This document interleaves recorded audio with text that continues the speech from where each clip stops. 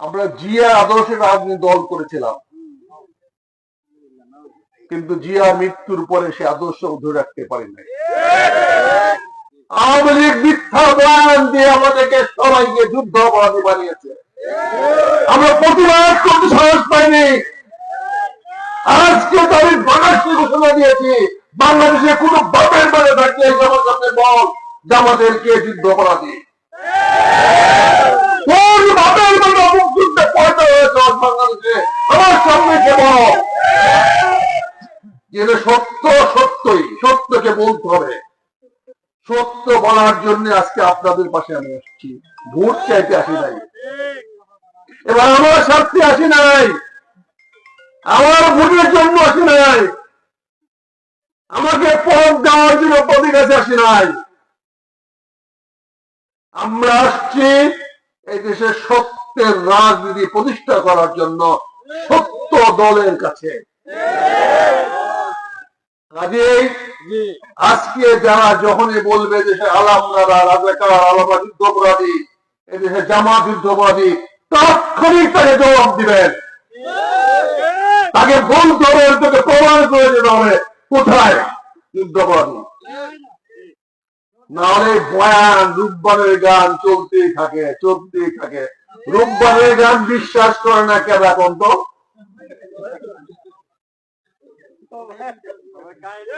12 দিনের সন্তানের সঙ্গে 12 বছরের কন্যার বিয়ে হচ্ছে, এটা আমরা কত শুনছি। রূপবানের গান যে কুড়িপুরে গান গেছে, রূপবানের কুড়ি কিনতে আমরা অপশন দেয়া। বয়ান এমন একটা ডেঞ্জারাস জিনিস, বিপজ্জনক জিনিস। আপনারা অতীতে বহুবার আমাকে ভোট দিয়েছেন, বহুবার আপনারা আমার পাশে দাঁড়িয়েছেন। এদেশে ইসলামী শক্তি, কটিয়া দিলে ইসলামী শক্তি সব সময় আমার সঙ্গে ছিলেন। আজকে আমার ভাগ্য হয়েছে আপনাদের পাশে আসা। আলহামদুলিল্লাহ। আজকে আল্লাহ আমাকে তৌফিক দিয়েছেন যে এতদিন আপনারা যে আমার কাছে পাশে ছিলেন, আমি আজকে আপনাদের পাশে এসে দাঁড়াতে সক্ষম হয়েছি। আমার ভাইয়েরা এখানে আছেন, সবাই আছেন। আমরা একসঙ্গে গত 40 বছর ধরে, 91 সন থেকে আজ পর্যন্ত কত বছর, 36 বছর, অনেকের বয়সের হতে গেলে নাই। আমাদের এই সমস্ত বয়ান পরিবর্তন করতে হবে, সত্য ভাষণে আসতে হবে। আমরা জিয়া আদর্শে রাজনীতি দল করেছিলাম, কিন্তু জিয়া মৃত্যুর পরে সে আদর্শ ধরে রাখতে পারি নাই। খালেদা জিয়াকে আপনাদের গ্রামে নিয়ে আসছি না, এলাকায় আনছি না, কৃষি মন্ত্রীকে আপনাদের খাল দেখাইছি না, কিন্তু আমার চাহিদা ছিল বড়, এমন চাহিদা ছিল যেটা দিয়ে ঈদে খেলা। চাহিদা ছাড়া কোনদিন হবে?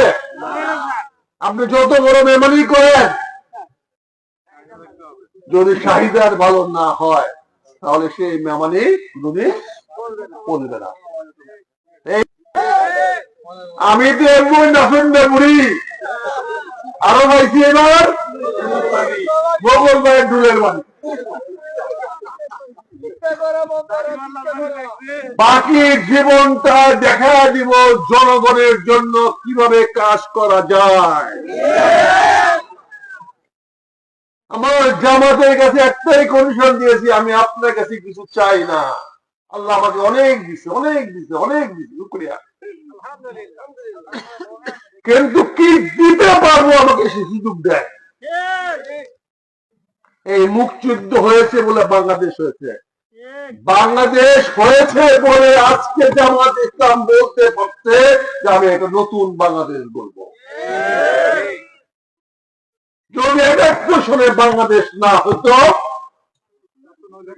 তাহলে আজকে আবার নতুন করে সাজানো যাইত না। জামাত ইসলাম বিশ্বাস করে, তাদের গঠনতন্ত্রে লেখা আছে, তারা বাংলাদেশে বিশ্বাস করে, বাংলাদেশের জনগণের যে যুদ্ধের মাধ্যমে, মুক্তিযুদ্ধের মাধ্যমে দেশ স্বাধীন হয়েছে, সে স্বাধীনতা বিশ্বাস করে।